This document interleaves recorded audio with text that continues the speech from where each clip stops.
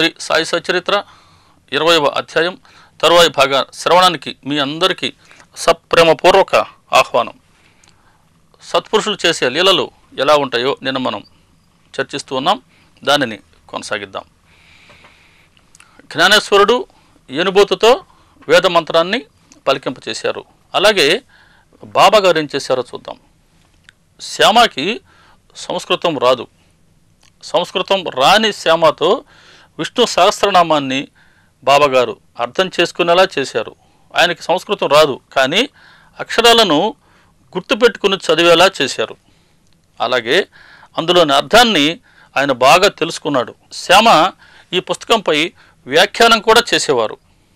ఇటువంటి శ్యామ విష్ణు సహస్రనామంపై వ్యాఖ్యానం చేస్తూ ఉంటే ఈ వ్యాఖ్యానాన్ని కాపర్డే లాంటి పండితుడు విని మైమరిచిపోయేవారట. కాబట్టి శ్యామ చేత విష్ణు సహస్రనామానికి వ్యాఖ్యానం పలికించారు బాబా.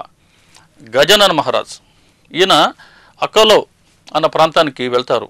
ఆ అకోలో గ్రామంలో అప్పటికే కరువు తీవ్రంగా ఉంటుంది. ఒక మంచి వేసవికాలం ఈయన పోయింది.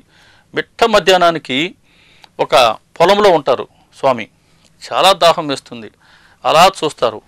అక్కడ ఒక భాస్కరుడు అనే రైతు పని చేసుకుంటూ ఉంటాడు. అతడి వద్ద ఒక కుండలో త్రాగు నీరు ఉంటుంది. అది కూడా అతను ఎందుకు తెచ్చుకున్నాడంటే మధ్యాహ్నం భోజనం చేసి ఆ నీరు త్రాగేందుకు. సరే, మహారాజు అడుగుతారు, అయ్యా నాకు దాహంగా ఉంది, మంచినీళ్ళు ఇస్తావా? దాహమైన వారికి మంచినీళ్ళు ఇస్తే నీకు పుణ్యం వస్తుంది, అందుకే చలివేంద్రాలు పెడుతూ ఉంటారు, నువ్వు చూసుంటావు కదా అన్నాడు. అప్పటికి ఆ ఊరి పరిస్థితి ఏంటి అని అంటే, అడిగితే రైతులు నెయ్యి అయినా ఇస్తారంట, కానీ నీరిచ్చే పరిస్థితి లేదు. నీటికి అంత కటకట. ఆ భాస్కరుడు చెప్తాడు, అవునయ్యా నువ్వు దిగంబరివి, దేశాలు తిరుగుతూ ఉంటావు, నీకు రెండో పని లేదు, ఇలా ఇతరులపై ఆధారపడి తిరుగుతూ ఉండే నీ దాహాన్ని తీరిస్తే నాకు పాపం తప్ప పుణ్యం రాదు, పో ఇక్కడి నుంచి అని ఆయన్ని కసురుకుంటారు. ఆయన ముసిముసిలో నవ్వుకుంటూ అలా చూస్తారు. ప్రక్కన కాస్త దూరంగా ఒక నేల బావి ఉంటుంది.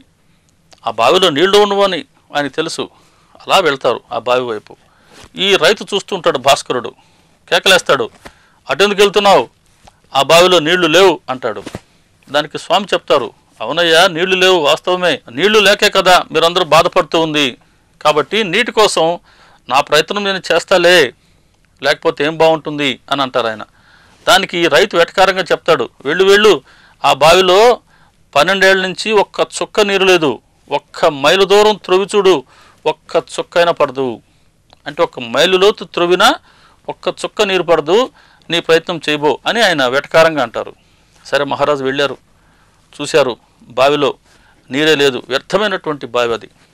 అక్కడ చిన్న చెట్టు ఉంది, ఆ చెట్టు కింద కూర్చున్నారు. ఆయన భగవంతుడికి ప్రార్థన చేస్తాడు, నారాయణ ఇంతటి కరువులో ఇంతటి నీటి కటకట ఉంటే దయచేసి ఇక్కడ మంచినీరు ఇవ్వండి అని ప్రార్థన చేస్తూ కూర్చుంటారు.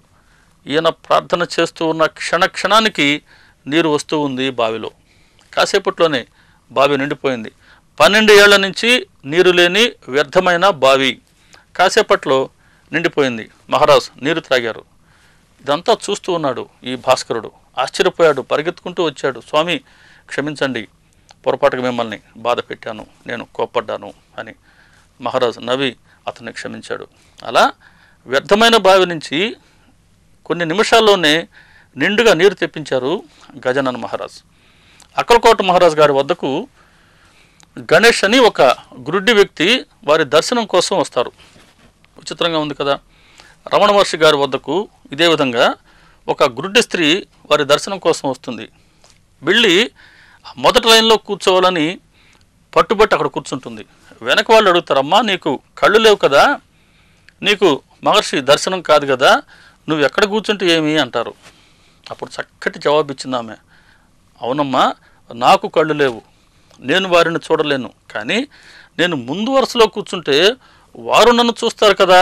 కాబట్టి దర్శనం అంటే మనం వారి మూర్తిని, వారి రూపాన్ని చూడటం కాదు, వారి దృష్టిలో మనం పడటం అన్నమాట.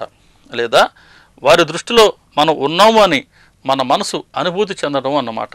అలా గణేశుడు ఇక్కడ వచ్చి స్వామిగారి దర్శనానికి వచ్చాడు, కూర్చొని ఉన్నాడు. అదే సమయానికి కొంతమంది వేద పండితులు వచ్చారు, బ్రాహ్మలు. వారు స్వామివారి దర్శనాని కోసం కాకుండా వారితో వేదాంత చర్చ చేయాలని, స్వామిని పరీక్షించాలని వచ్చారు. అంటే ఈయనకున్న పేరు ప్రతిష్టలను పరీక్షించే నెపంతో వచ్చారు వారు. చూడండి జ్ఞానాభిమానం ఎలా ఉంటుందో. అంటే తమ జ్ఞానాన్ని ఇక్కడ ప్రదర్శించి ఈయన ఏమీ తెలియని వారు అని ప్రూవ్ చేయాలని వచ్చారు వాళ్ళు. సరే, స్వామిని అడుగుతారు వారు, స్వామి మీరు మాతో వేదాంత చర్చను చేస్తారా అని. సాక్షాత్తు భగవత్ స్వరూపులు అక్కలకోట మహారాజు వారిని వారు ఛాలెంజ్ చేస్తూ ఉన్నారు. ఆయన ఏం మాట్లాడలేదు. గణేష్ ఇలా రా అన్నారు. గణేష్ అనే వ్యక్తి పేరు అప్పుడు స్వామికి తెలిసిండే అవకాశం లేదు మన దృష్టిలో, కానీ వారు సర్వజ్ఞులు, వారికి తెలియనిది ఏముంటుంది. కాబట్టి పేరు పెట్టి పిలిచారు. గణేష్ ఇలా రా అన్నారు. వచ్చాడు ఈ అబ్బాయి.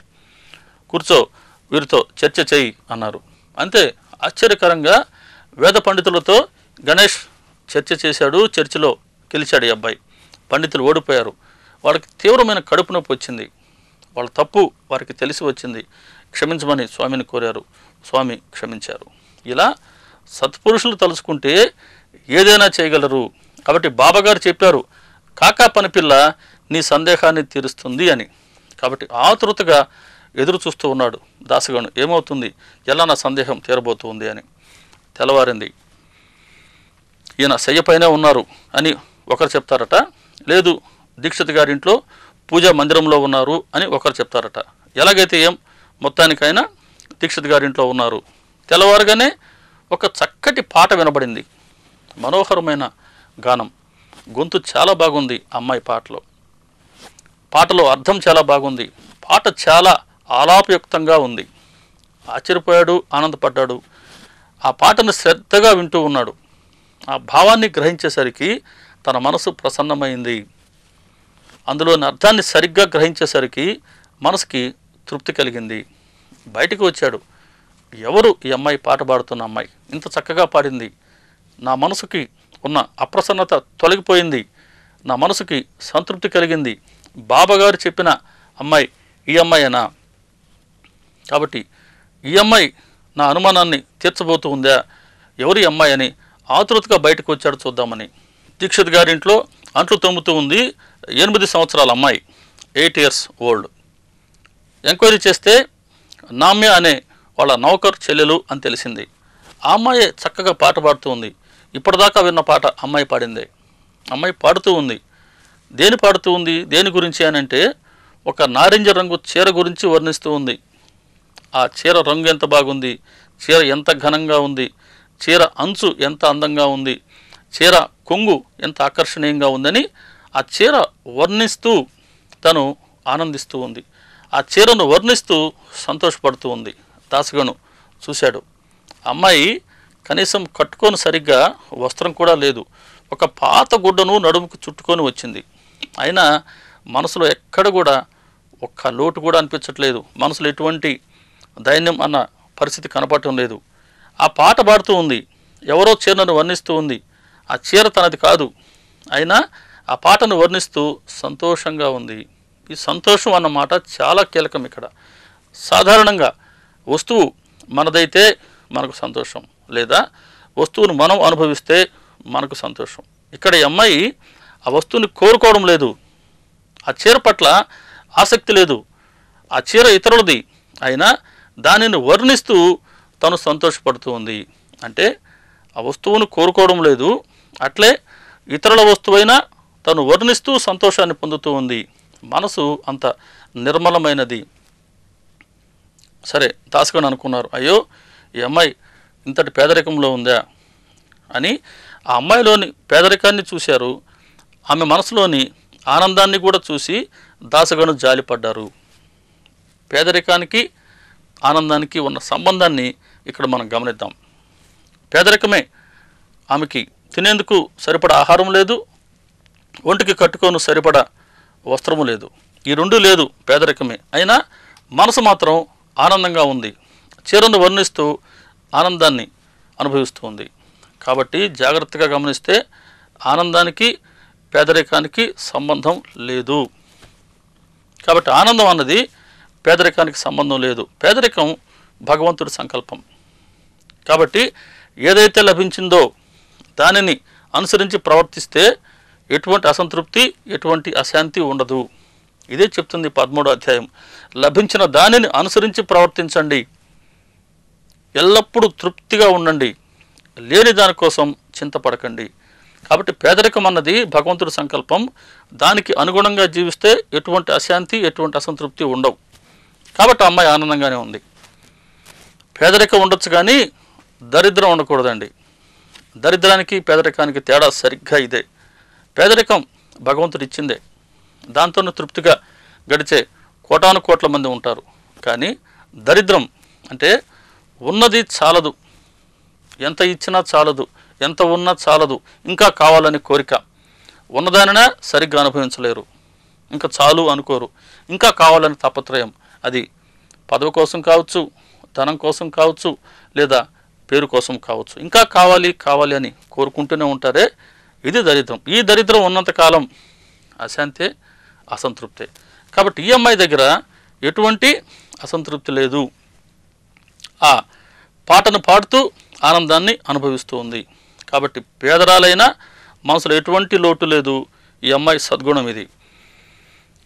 గమనించారు ఆ మనసులోని ఆనందాన్ని, ఆమె పేదరికాన్ని, దాసగుణం.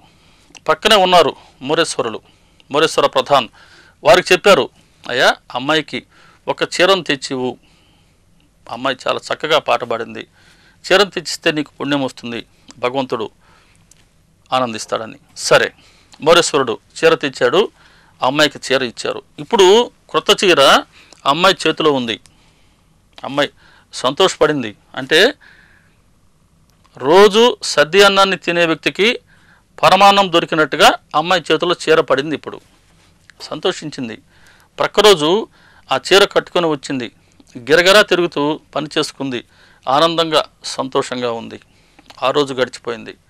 మూడో రోజు ఈ క్రొత్త చీరను ఇంట్లో దాచుకుంది, తిరిగి తన పాత గుడ్డని కట్టుకుని వచ్చింది. అయినా అదే సంతృప్తితో, అదే ఆనందంతో, అదే సంతోషంతో పని చేసుకుంది. ఆ మనసులో ఆ చీర కట్టుకోకపోతేనే అన్న ఎటువంటి లోటు, ఎటువంటి బాధ లేదు. ఇలా ఈ 3 రోజులలో ఆమె మానసిక స్థితిని గమనించారు దాసగణం. అక్కడతో ఆయనకి ఈశావాస్యోపనిషత్తులో ఉన్నటువంటి భావం బోధపడింది. ఇప్పుడు మనసులో ఉన్న అన్ని సంశయాలు తొలగిపోయినాయి.